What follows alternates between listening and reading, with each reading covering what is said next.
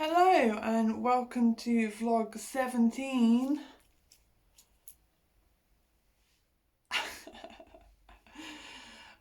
Today I have a lot of bad news, I'm afraid. Adding to the global pandemic and the Brexit crisis and the racial tensions and the drastic inequality which is affecting us all.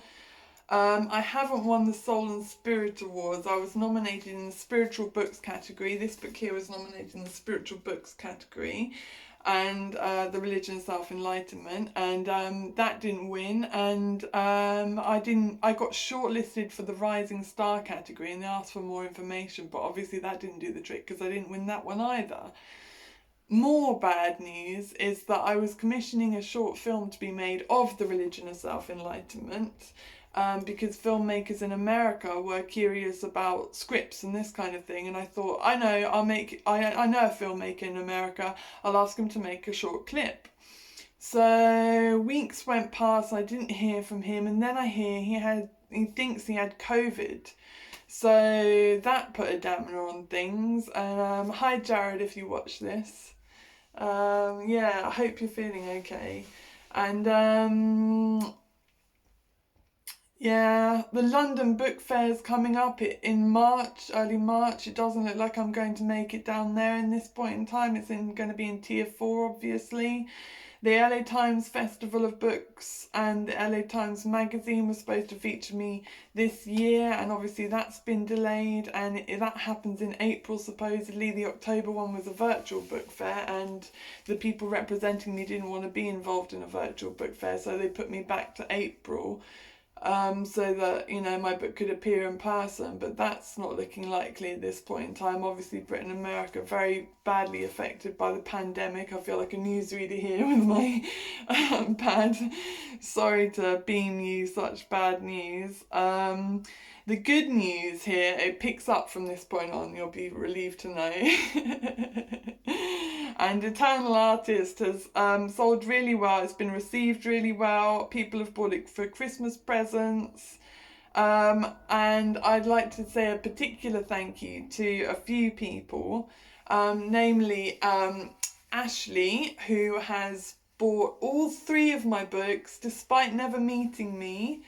And I'm really touched by that. He sent me a photo of it, which I shared with everyone because I was super proud.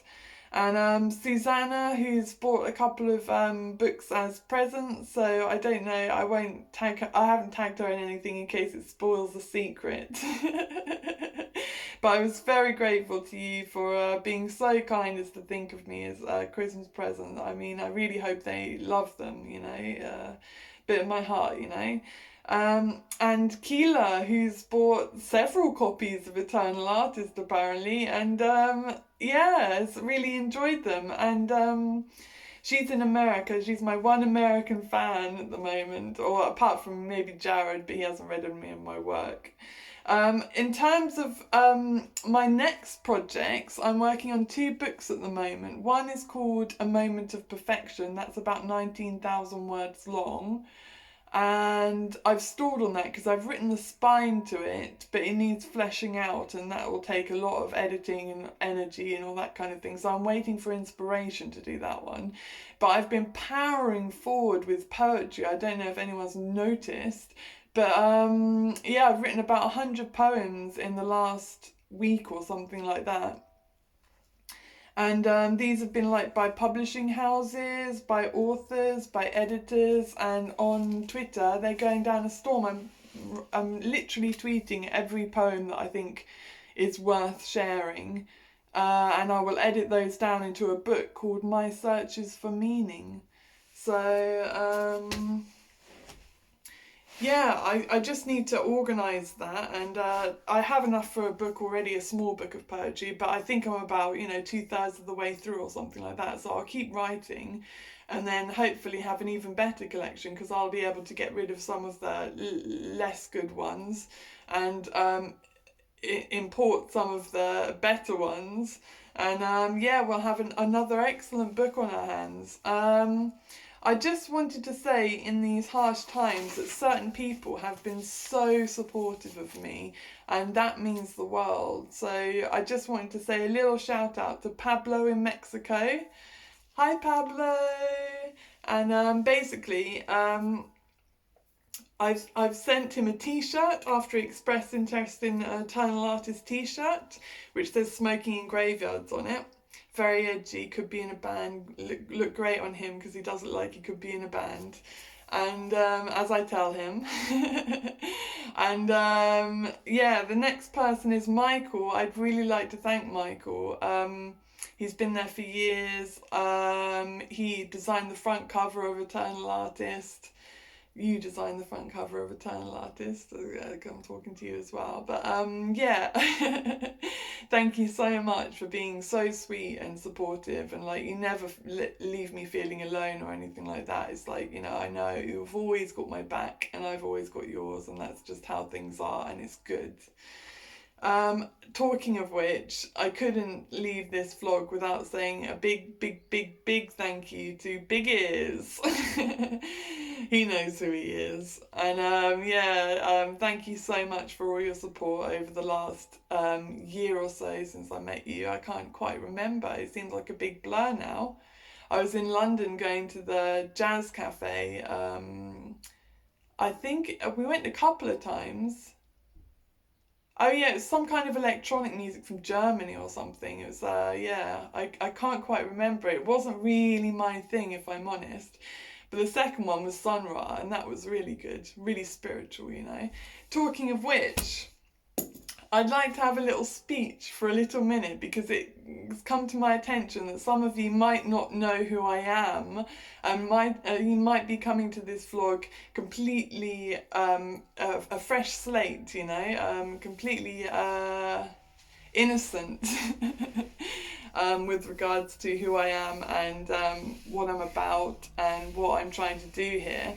So I thought I'd make a little speech, if you allow me. I mean, obviously, if you've heard this 1,000 times before, feel free to kind of tune out or whatever. But it's okay not to listen to me sometimes if you've heard what I've had to say a million times before. But I know some of you are still curious about what I'm going to say because it's very interesting. But basically, in these troubled times, I'm starting to feel an extremely powerful sense of responsibility for the well-being of the people around me, and including myself. And I feel like I can help people through my books. So if you're curious about my books, research them, look at the reviews on Amazon. They're all shining, glowing, lovely. Well, apart from maybe one or two, but I don't know what happened to those people. Like, I honestly don't know, because I spent 8 years on this book, and I have a phenomenal picture to go with it, which I have a copy of here. And this is Paradise Nature Reserve, 2016, just before the Religion of Self-Enlightenment came out. I think it was April or something like that, and Religion of Self-Enlightenment came out in August.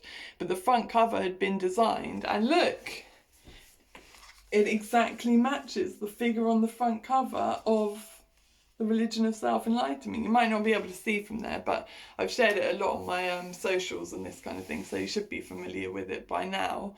And tremendous sense of responsibility. Like, why has this happened? How do I communicate this to people in an appropriate yet powerful fashion?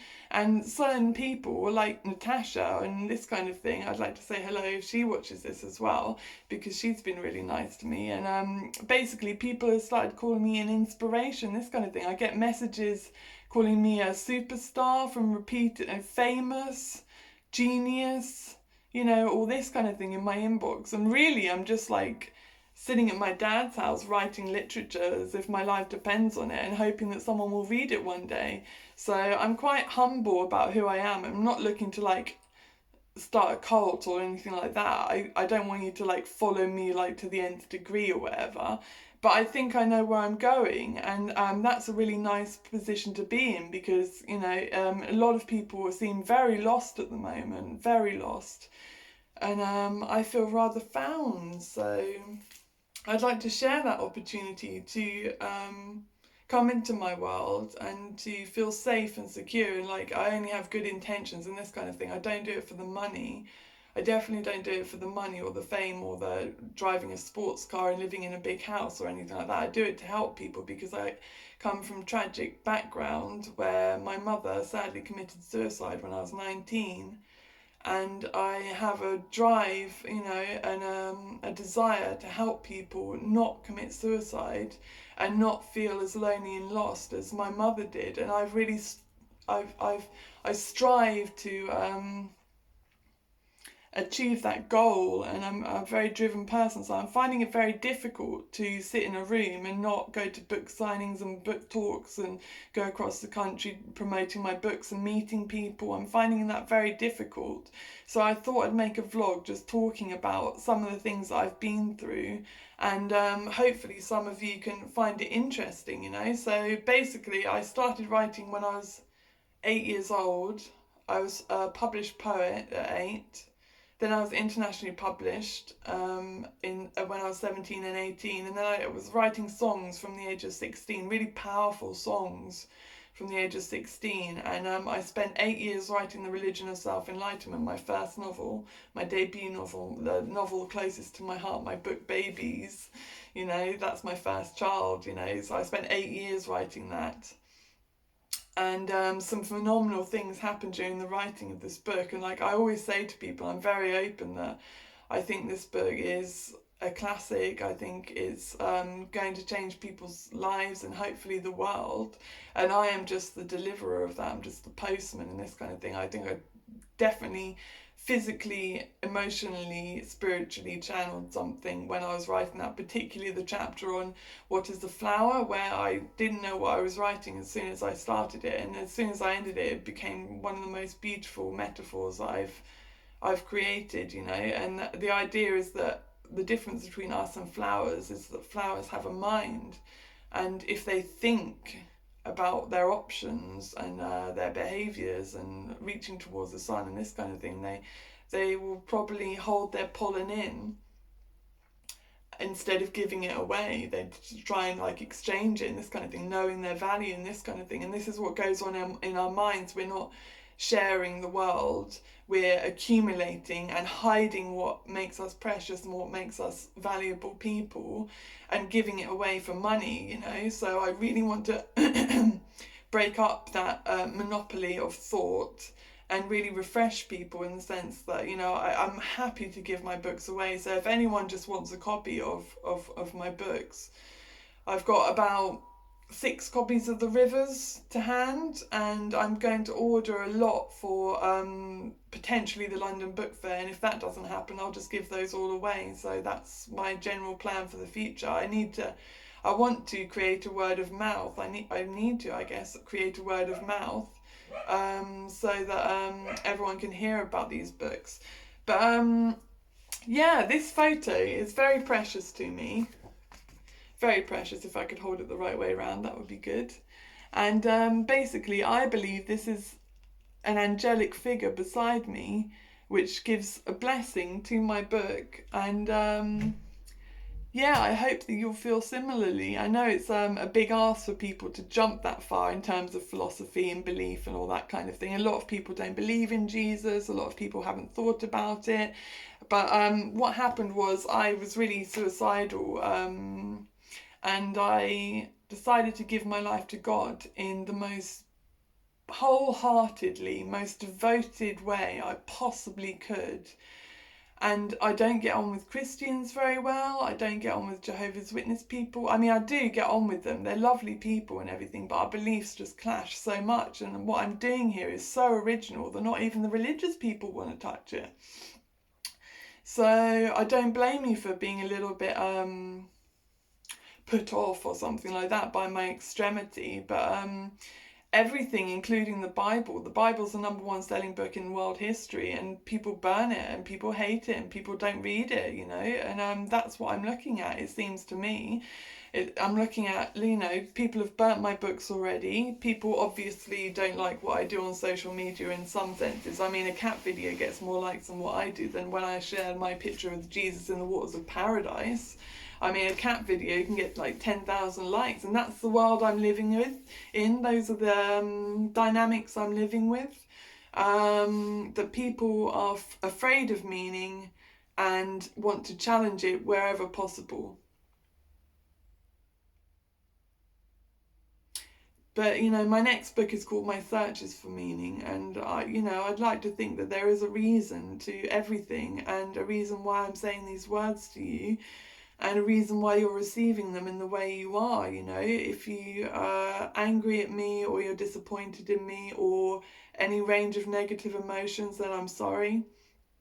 And if you are supporting me wholeheartedly in this kind of thing, I really thank you, because I know I'm a good person. I know this has happened for a reason, and God, or the universal forces, the goddess, the divine, has entrusted me with this book and this mission, inverted commas. Don't take myself that seriously, and maybe I should take myself that seriously. But what I'm saying is,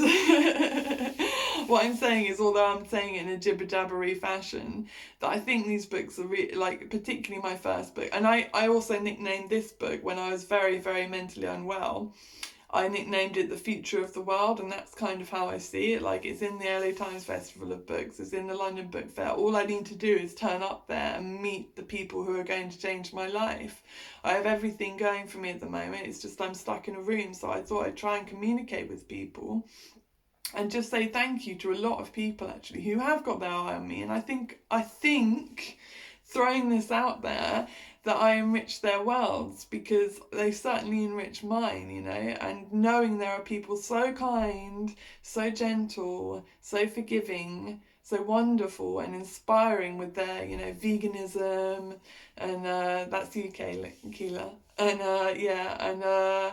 and their passion, be it for drawing, or I know so many people like, hi Beth, who are doing drawings and that kind of thing, and hopefully making some money off it, because people deserve to make money off their talents. It's not a bad exchange to give art for money, but at the end of the day, it should be available to everyone. And I'm very, very proud that this book here, The Religion of Self-Enlightenment, is only $6.99. I dedicated it to you, and basically I'd give it away if I could, but I need to think about my future as well, because I do want to move out and have some money and this kind of thing. So I always think, if I ever made it big, I'd buy a house and live comfortably, but not extravagantly, and probably invest the rest in communal projects and this kind of thing, try and help kids in Africa. I know hi Colin, he does a lot of that kind of work, and I feel that would be a beautiful thing, because my drive is actually to help people.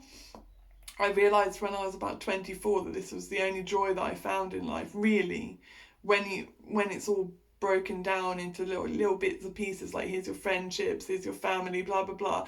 I like to help people, and that's what I want to do with these books. And I think I'm doing that with my poetry these days. I'm really getting through to people. And I'd like to say hi to Ken as well, who's my newest recruit. We literally said yesterday that it's me, my dog Tilly, or my dad's dog Tilly, and Ken, and we're going to start a revolution. So we got 3 so far, but I'm not even sure about Tilly so much. We were going to bribe her with treats.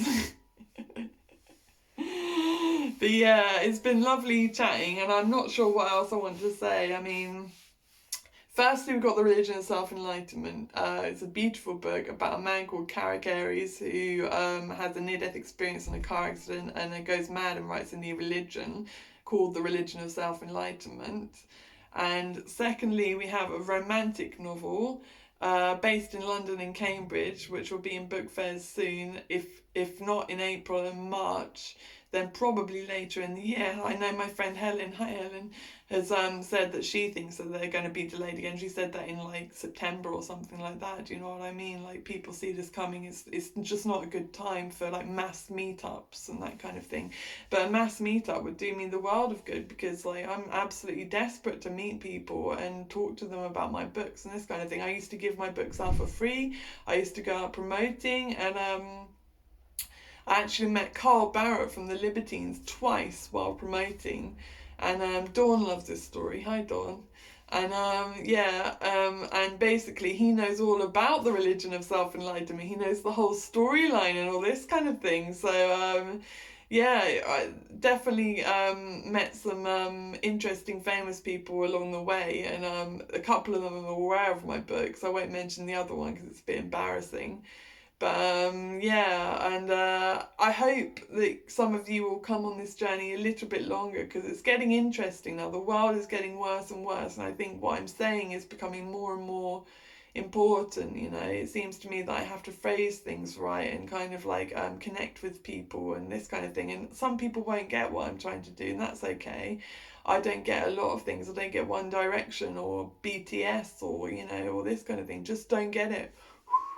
And that's what will happen with some people with my books, but that's fine.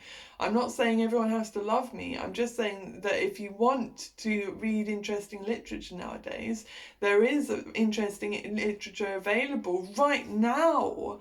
And the spirits are moving in this world right now through books, through music, through people, through the kindness of strangers, through the communal living that we're experiencing at the moment, through your family loving you. That's spiritual connection. That's beautiful, like bonds which can last forever, and I know that we're not here just once and all this kind of thing. And it's not just like, in the blink of an eye, that's all over.